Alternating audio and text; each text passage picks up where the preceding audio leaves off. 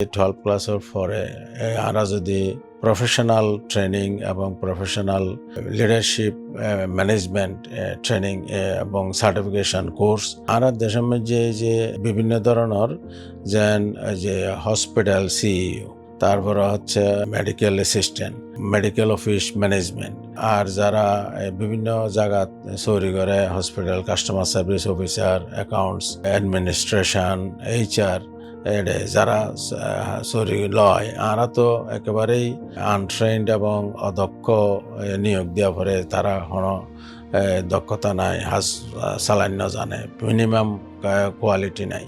তো যে institute of leadership and management যদি আমরা করতে পারি তাহলে এর সার্টিফিকেশন কোর্সের মাধ্যমে বিভিন্ন ক্যাটাগরির প্রশিক্ষণ দিয়ে তারারে স্কিল করা যায়। আবার এবার যদি রিকগনাইজড ডিগ্রি হিসাবে বা কোর্স লার্নিং কারিকুলাম বেসড লেখাপড়া দিয়ে ডিগ্রি দেয়া যায়। ইয়ান আরাতন ডেভেলপ করানো উচিত।